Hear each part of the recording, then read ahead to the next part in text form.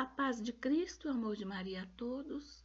Eu vou fazer o resumo de uma das minhas palestras que trata de um assunto bem importante, que na verdade é um sentimento muito forte que precisa ser bem conhecido, porque precisa também ser bem ordenado, porque do contrário pode causar grandes danos à pessoa que está sendo afetada por ele. O sentimento é a mágoa. O que sempre se ouviu falar, e ainda se ouve falar até os dias de hoje, a respeito da mágoa, na verdade não é o real significado desse sentimento tão forte. Ou seja, as pessoas em geral tendem a mistificar o verdadeiro sentido da palavra mágoa, do sentimento mágoa. Isso acontece porque as pessoas sentem receio de estarem passando a imagem de uma pessoa de má conduta, de coração endurecido e que não sabe perdoar, uma vez que, ao longo dos séculos e de geração em geração, sempre foi passado que não se deve sentir mágoa, que não se deve guardar mágoa, etc. Portanto, a tendência que se tem é de negar o que está sentindo, para que os outros não pensem que eu sou uma pessoa ruim. E o motivo de todo esse desconforto e de todo esse medo de sentir mágoa acontece porque esse sentimento, durante todo esse tempo, tem sido passado como um sentimento muito negativo da parte de quem sente e não da parte de quem o causa.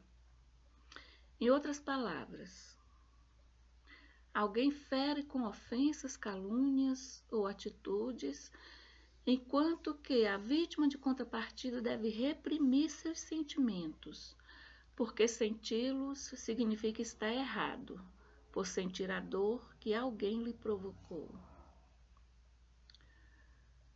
Quantas vezes se ouve alguém falar sobre um determinado acontecimento ou uma determinada pessoa falando que não tem nenhuma mágoa, não guarda nenhuma mágoa, enquanto que se vê estampado no rosto e estampado nas próprias queixas de quem está se expressando, é exatamente o contrário daquilo que a pessoa está falando.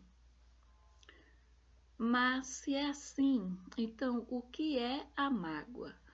O que vem a ser esse sofrimento tão forte que todo mundo, de um jeito ou de outro, um dia passa por ele. E quando sente, disfarça. Esse sofrimento que quando alguém carrega ele, disfarça, para que ninguém perceba que essa pessoa está andando com o peso nas costas.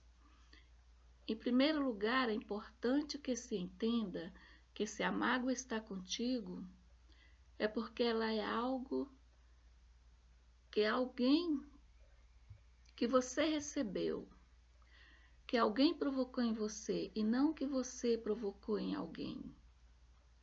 E em um segundo momento, quando se recebe uma mágoa de alguém, então é necessário que se reflita e faça as seguintes perguntas. Primeiro, quem é esse alguém que te magoou? O que essa pessoa significa para você? É necessário refletir o quanto essa pessoa tem ou não tem importância na sua vida. Segundo, por que essa pessoa te magoou? Até onde você é responsável por essa pessoa ter te magoado? Ou será que você foi magoado injustamente? Todas essas são perguntas que precisam ser refletidas exatamente no momento da mágoa. Porque se essas reflexões não são levadas em conta e praticadas, então subtende-se que a pessoa magoada esteja se esquivando de sua própria parte da culpa pelo acontecimento. Porque se eu sou inocente, com certeza eu quero saber o motivo e tenho o direito de saber por que essa pessoa está me causando sofrimento. O porquê de eu estar sendo magoado, a menos que seja uma coisa tão óbvia que de cara já dê para saber qual é o motivo.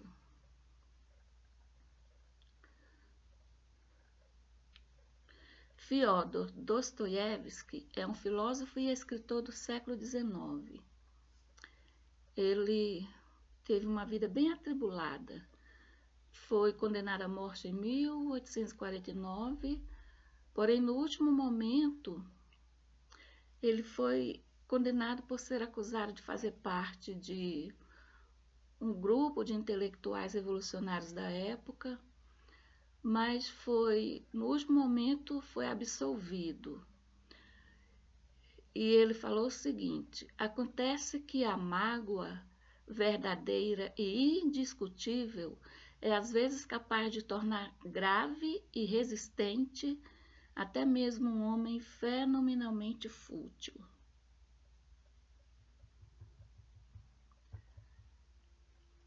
E é verdade, a mágoa é capaz de tornar forte um homem fraco e é capaz de tornar inteligente a ponto de executar com prontidão um plano, mesmo que difícil, por um homem iletrado e sem muitos conhecimentos. Porém, quando ela chega a esse ponto, torna-se bastante perigosa, porque aí já não se trata apenas de uma mágoa, mas sim de uma vingança planejada por um ódio implacável. Portanto, toda mágoa deve ser estudada, resolvida, e deve ser conhecido qual é o motivo e deve ser resolvido da melhor forma possível. Porque a mágoa é uma coisa que não pode ser disfarçada e nem deve ser escondida. Mesmo porque ela jamais vai ser esquecida. Falar que a mágoa é algo que ninguém tem nada a ver com isso não é verdade. Uma vez que a mágoa é o resultado daquilo que alguém provocou em alguém. A mágoa não surge sozinha e nem do nada. Ninguém amanhece o dia e fala: eu acho que hoje eu quero ser magoado. Não é assim que acontece. Agora, quanto à sua resposta a essa mágoa e qual vai ser o seu procedimento em relação ao acontecimento e qual vai ser o seu procedimento para com a pessoa que te magoou, aí sim é com você. Nem mesmo a pessoa que te magoou pode ser responsável, porque aí se trata da sua resposta, é a sua decisão.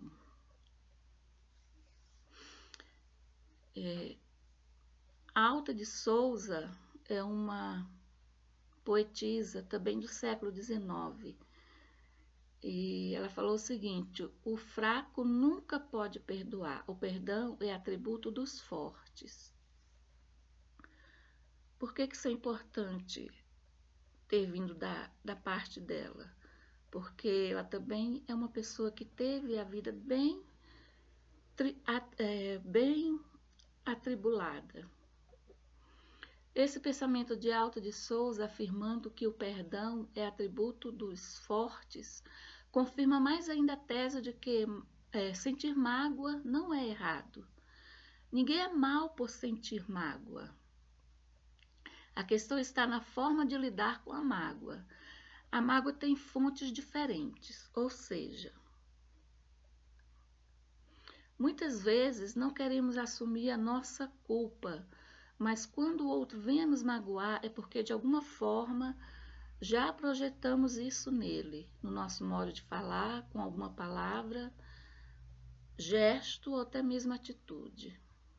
Outras vezes somos magoados por pessoas a quem nunca fizemos nenhum mal, mas que nos magoam simplesmente por inveja, arrogância ou por qualquer outro tipo de maldade. Mas ainda há um terceiro tipo de mágoa, que é a mágoa imposta pela própria vida, quando sem nenhuma explicação alguém tem a vida acometida por alguma tragédia. como foi o caso dessa moça Alta de Souza. Muitas vezes a pessoa tem a vida cometida por algum trauma que fere e destrói profundamente o sentido da vida, causando chagas dolorosas, e daí vem a mágoa. Essa moça Alta de Souza perdeu os pais aos 3 anos de idade e aos 12 anos de idade ela viu o irmão morrer carbonizado. E ela morreu vítima de tuberculose aos 24 anos de idade. Essa moça que teve a vida tão curta e tão cheia de dores é autora de vários poemas. Alguns deles chegam a enfatizar muito bem toda a sua mágoa causada por tantas tragédias em uma vida tão breve. Então, é justo que se condene alguém tão vitimada por sentir mágoa? Acaso pode-se dizer que ela seja responsável por tanto sofrimento, ou querer que ela sufoque e finja não estar sentindo nada, afirmando que não se pode e não se deve guardar mágoa? Certamente que não. Mágoa é uma má água, é o que se diz a respeito da mágoa. E se observarmos bem, vemos que a mágoa é como um hematoma. Quando se leva alguma pancada que machuca a pele, ela fica feia, machucada, e não há como evitar aquele machucado. Então a solução é tratar para que possa sarar o machucado, que dependendo da profundidade dele, ele sara, porém a marca continua, mesmo que seja apenas como uma cicatriz. Porque isso é consequência daquele machucado. Portanto, sim, a mágoa precisa sim ser bem tratada. Porque é um machucado e todo machucado precisa realmente de um tratamento, como o perdão, que é um tratamento da mágoa. Por isso a importância de questionarmos a mágoa, para compreendermos melhor, para que possa compreender se eu mesmo, ou seja, se a própria pessoa magoada não precisa também de perdão, não magoou e também está precisando ser perdoada.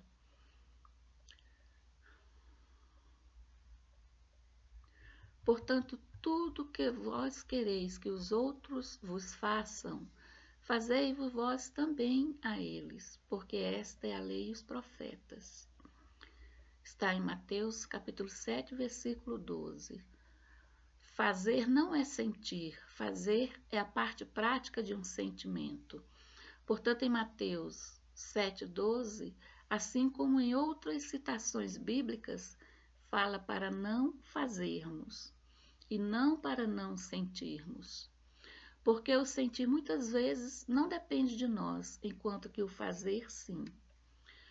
Por isso não se trata de não sentir, mas sim de controlarmos e direcionarmos os nossos sentimentos para o bem. Essa é a grande questão.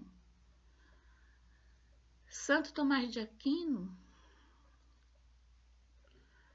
fala que a mágoa é uma das paixões da alma, um estado emocional natural que, porém, pode se tornar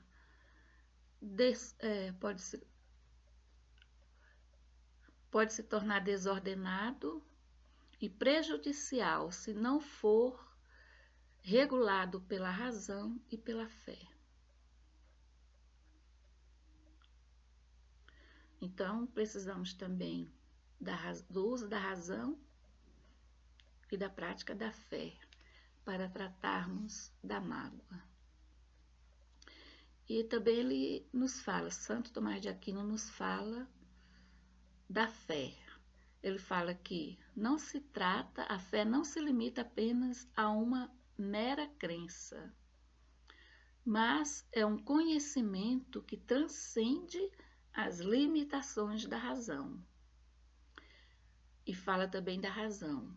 É uma faculdade pertencente ao ser humano, que permite alcançar a verdade, diferenciar o bem do mal e contribuir para o bem da humanidade. Então, precisamos da razão e precisamos da fé para tratarmos esse sentimento tão forte e que pode destruir tanto a pessoa afetada, como pode fazer com que a pessoa afetada destrua outras pessoas. Vale a pena então a gente refletir e aprender melhor como lidar com esse sentimento. De que lado você está? Salve Maria!